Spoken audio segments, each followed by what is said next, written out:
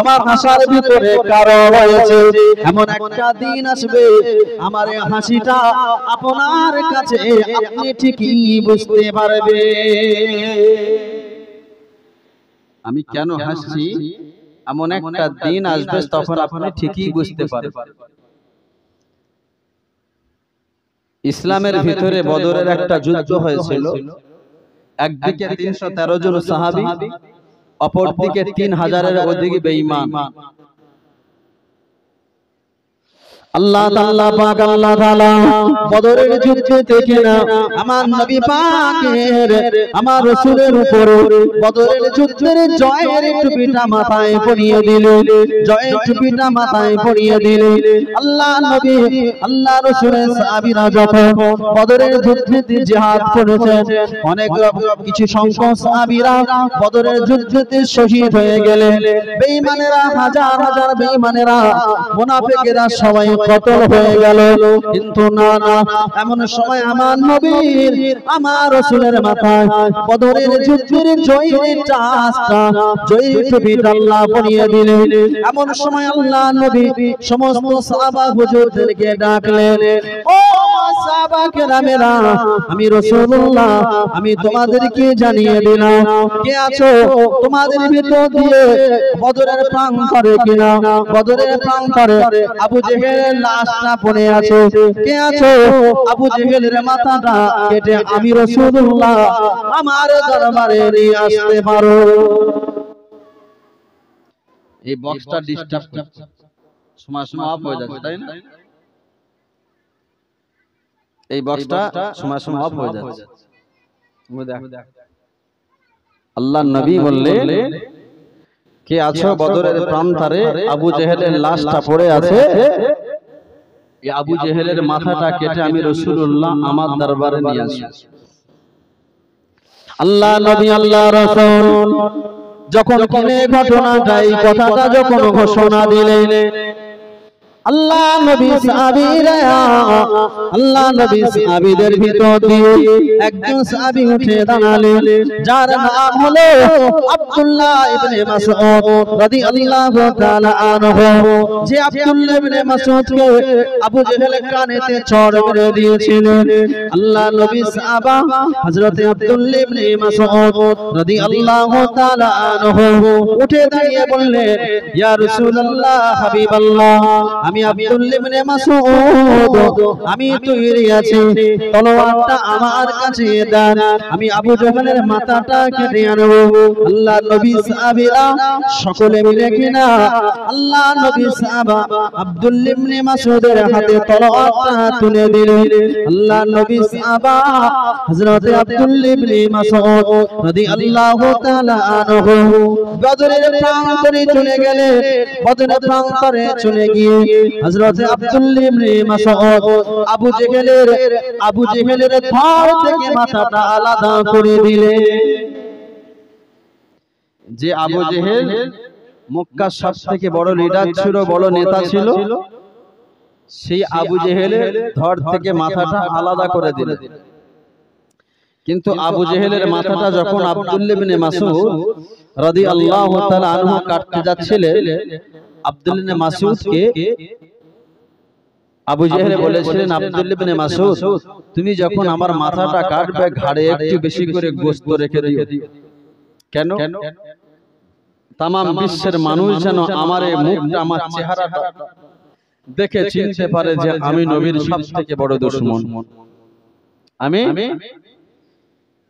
আমি রাসূলের সবথেকে বড় দুশমন আব্দুল্লাহ ইবনে মাসউদ।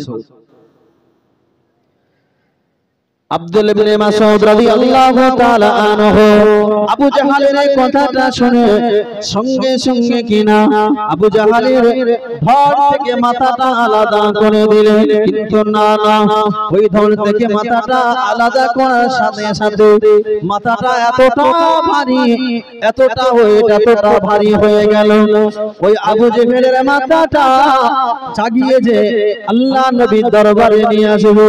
আব্দুল্লাহ ইবনে মাসউদ মাসউদের মতো একটা তরুতাজা যুবক, আব্দুল্লাহ ইবনে মাসউদের মতো একটা সুন্দর তরুতাজা যুবক, আবু জেহেলের ছোট একটা মাথা আল্লাহ পাকের জমিন থেকে আল্লাহ নবীর দরবার পর্যন্ত নিয়ে আসা সম্ভব হয় না। আল্লাহ পাকের নবী, আল্লাহ রাসূলের সাহাবা এমন সময় চিন্তা করলেন কি ব্যাপার, সাধারণত মানুষের মাথা এতটা তো ভারী হয় না, কিন্তু না, আবু জেহেলের মাথাটা এতটা ভারী হয়ে গেল কিভাবে? আবু জাহালের মাথাটা এতটা ভারী, এতটা ওয়েট হয়ে গেছে, আব্দুল্লাহ ইবনে মাসউদের মতো একজন তরুতাজা যুবক মাথাটা চাগিয়ে নিয়ে যে নবীর দরবারে নিয়ে আসবে সেই ক্ষমতাটা হয়। যে আচ্ছা, আবু জাহেলের মতো, আবু জাহেলের থেকে কি আমাদের এলাকায় বা আমাদের দেশে, আমাদের রাজ্যে বড় নেতা আছে? আবু জাহেলের মতো নেতা আছে কি আমাদের এলাকায়? সব থেকে বড় নেতা আবু জেহেল তৎকালীন সময়।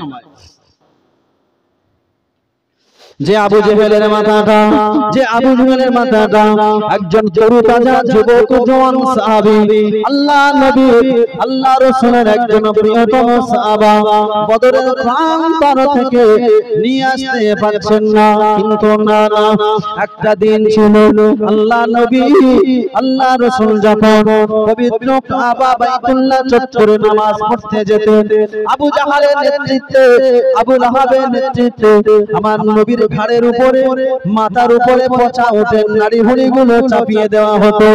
আমার নবী দুহাত তুলে রোনাজারি করতে, আল্লাহ পাক, আল্লাহ পাক, আমি নবী, আমি এমন কি এমন ভুল কাজ করেছি, আমি নবী পাক, আমি এমন কি এমন খারাপ কাজ করেছি, মক্কা লিডারেরা, মক্কা নেতারা, তারা আমি নামাজ পড়া অবস্থায় আমার মাথার উপরে কেন তারা ওঠে পচা গলা নাড়ি ভুঁড়ি চাপিয়ে দেয়? আল্লাহ নবীকে সেই সময় আল্লাহ সান্ত্বনা দিতে গিয়ে বলেছিলেন, ও আমার হাবিব, ও আমার নবী, তুমি অতি সত্বরে তুমি দেখতে পাবে ওই সমস্ত মক্কার বড় বড় লিডারেরা, মক্কার বড় বড় নেতারা, মক্কার বড় বড় বেঈমান আবু জেহেল, আবু লাহাবেরা, ওদেরকে আমি আল্লাহ তাদেরকে কিনা মাথা চুলের টিকি ধরে তোমার দরবারে একদিন হাজির করাবো।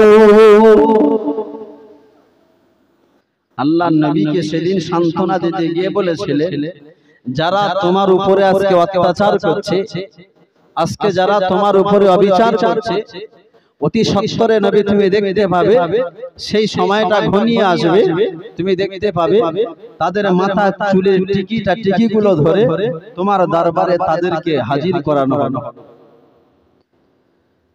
আমাদের দেশে বা আমাদের রাজ্যে, আমাদের এলাকায় এরকম অনেক নেতা আছে না, যাদের অত্যাচারে গরিব অসহায় মানুষ অতিষ্ঠ হয়ে যায়। পৃথিবীর বুকে যখন কেউ গরিবের বিচার করার মতো থাকে না, তখন তার আল্লাহ একমাত্রই ভরসা, আল্লাহ একমাত্রই ভরসা। আল্লাহ সেদিন নবীকে সান্ত্বনা দিতে গিয়ে বলেছিলেন, ইয়া রাসূলুল্লাহ, হাবিবাল্লাহ, হে আমার নবী, তুমি দুঃখ পেও না, কষ্ট পেও না, এমন একটা দিন আসবে যারা তোমার এলাকায়, তোমার রাজ্যে, তোমার সমাজের বুকে যারা অত্যাচার, অনাচার, অবিচার করে বেড়াচ্ছে, অতি সত্বরে তুমি নিজ চোখে দেখতে পাবে আমি আল্লাহ তাদের মাথা চুলের টিকিটা ধরে নিয়ে তোমার দরবারে হাজির করাবো। আল্লাহ নবী, আল্লাহ রাসূলের সাহাবা হযরত আব্দুল্লাহ ইবনে মাসউদ রাদিয়াল্লাহু তাআলা আনহু এমন সময় কিনা আবু জাহালের মাথাটা চাগাতে পারলেন না, এতটা ভারী, জমিনের উপরে এতটা কামড়ে ধরে রেখেছে। আল্লাহ নবী সাহাবা আব্দুল্লাহ ইবনে মাসউদ রাদিয়াল্লাহু তাআলা আনহু এমন সময় কিনা আবু জেহেলের মাথা চুলের টিকিটা ধরে কাটা মুন্ডুটা নিয়ে দুটো কান ধরে আল্লাহ নবী দরবারে হাজিরি করে দিয়েছে। ওই ধরটা ওই মাথাটা টানতে টানতে টানতে টানতে মদিনার মসজিদুন নববী শরীফের বারান্দায় রেখে দেওয়া হলো। আল্লাহ নবী আল্লাহ রাসূল সাহাবীরা সকলে মিলে কিনা হাসতে লেগেছে, আনন্দ করতে লেগেছে। এমন সময় জিবরিল আমিন আলাইহিস সালাতু ওয়াস সালাম আল্লাহ নবীর দরবারে এসে হাজির হয়ে যায়। ইয়া রাসূলুল্লাহ, ইয়া হাবিবাল্লাহ, হুজুর আমি জিবরাইল, আমি আপনার কাছে একটা সুসংবাদ নিয়ে এসেছি। আল্লাহ নবী আল্লাহ রাসূল সেই সময় জিবরাইলকে বলেছিলেন, ওগো ভাই জিবরাইল, আমি এখন হাসছি তুমি হাসতো, আমি এখন কাঁদি যখন কাঁদি তুমি তখন কাঁদো, আমি যখন হাসি তুমি তখনই হাসো। কিন্তু না না, যখন আব্দুল্লাহ ইবনে মাসউদের গালে যখন চড় মেরেছিল আবু জাহাল, আমি সেই সময় কাঁদছিলাম। কিন্তু ইয়া জিবরাইল, ক্বালা ইয়া আখি জিবরাইল, ও ভাই জিবরাইল, তখন তুমি কেনই বা হাসছিলে? এখন আমি হাসছি বলে তুমি হাসছো, আর যে সময় আব্দুল্লাহ ইবনে মাসউদ রাদিয়াল্লাহু তাআলা আনহুকে গালে চড় মেরেছিল আবু জাহাল, তখন আমি কাঁদছিলাম আর তুমি হাসছিলে। আল্লাহ নবী আল্লাহ রাসূল সেই সময় কিনা আবু জেহেল, সেই সময় কিনা আল্লাহ নবী আল্লাহ রাসূলকে জিবরিল আমিন আলাইহিস সালাতু ওয়াস সালাম বলেছিলেন, ইয়া রাসূলুল্লাহ, ইয়া হাবিবাল্লাহ, আমি জিবরাইল সেদিন আব্দুল্লাহ ইবনে মাসউদের মারার কারণে আমি জিবরাইল আমি এত আনন্দ করেছিলাম, এত হেসেছিলাম, এই কারণে আমি জিবরাইল আমি যে বলেছিলাম, ইয়া রাসূলুল্লাহ, এমন একটা দিন আসবে, এমন একটা সময় আসবে যারা আপনার সাহাবীদের উপরে, আপনার উপরে যারা অত্যাচার অনাচার অবিচার যারা করে, এমন একটা সময়, এমন একটা দিন আসবে তাদের মাথা চুলের টিকিটা ধরে আপনার দরবারে হাজির করা হবে। ইয়া রাসূলুল্লাহ, ইয়া হাবিবাল্লাহ, হুজুর আব্দুল্লাহ ইবনে মাসউদকে চড় মারার কারণে আপনি কেঁদেছিলেন, দুঃখ প্রকাশ করেছিলেন, কিন্তু না না, ওই আবু জেহেল আজকে বদরের প্রান্তরে তার এত মারা হয়েছে, ওই আবু জেহেলের মুন্ডটা কেটে যখন আল্লাহ তো ওয়াদা করেছেন এমন একটা দিন, এমন একটা সময় আসবে অত্যাচারী নেতাদেরকে, অত্যাচারী শাসকদেরকে, এমন একটা সময় আসবে জনগণ তাদেরকে মাথা চুলের টিকি ধরে কানটা ধরে জনগণের জনসমক্ষে দাঁড় করানো হবে। আজকে সমাজের বুকে যারা অন্যায় অত্যাচার অবিচার করছে গরিব অসহায়দের উপরে, তাদেরকে কথাটা জানা দরকার। ইতিহাস কি বলে? যেদিন আবু জেহেল মক্কার লিডার ছিল, সেদিন মানুষের উপরে নির্মমভাবে অত্যাচার করেছে, কিন্তু আল্লাহ বললেন, নবী তুমি চিন্তা করো না, আমি আল্লাহ তোমার জন্যই যথেষ্ট। সুতরাং এমন একটা দিন আসবে, সেই দিনেতে তুমি দেখতে পাবে ওই সমস্ত বড় বড় লিডার নেতারা আজকে যারা অন্যায় অত্যাচার অবিচার করে বেড়াচ্ছে, সেদিন তোমরা নিজে চোখে দেখতে পাবে তাদের চোখের পানিতে, তাদের পরিবারে, তাদের নিজ আত্মীয়দের চোখের পানিটা তোমাদের গিয়ে মোছাতে হবে। সেজন্য জীবনে একটা জিনিস জানা দরকার। সেজন্য ছোট হুজুর পীর কেবলা রহমাতুল্লাহ আলাইহি সবসময়, আর আমিও এটা প্রায় বলে থাকি, একটা প্রবাদ বাক্য বলতেন, যেদিন তুমি এসেছিলে ভবে, হেসেছিলে সবে, এমন জীবন করিও গঠন, মরণে হাসিবে তুমি, কাঁদিবে ভুবন। তো আমার আপনার কর্ম ব্যবস্থা, কর্ম জীবনটা দুনিয়াতে এমন করে রাখা দরকার, এমন ভাবে রেখে যাওয়া দরকার যেন আমার মৃত্যুর পরে আমার সমাজের মানুষ আমার জন্য কাঁদে। আমি এমন নেতা হব না, আমি এমন মানুষ হব না যে আমার মৃত্যুর পরে গ্রামের মানুষ আমাকে নিয়ে সবাই খুশি মানায়, আনন্দ করে যে শালা ও মরেছে না, অনেক ভালো হয়েছে। এমন সমাজে অনেক মানুষ আছে না, এমন দুষ্ট মানুষ অনেকই আছে। সেই জন্যই প্রথমে যে হাদিসটা বলেছি যে বান্দার স্বচ্ছ আমল দেখবে এবং পরিষ্কার অন্তর দেখবে। এই স্বচ্ছ আমল এবং পরিষ্কার অন্তর থেকে হাসরের কঠিন মহাময়দানে বিচার করা হবে। একটু দরুদ শরীফ আল্লাহুম্মা সাল্লি আলা বিশাল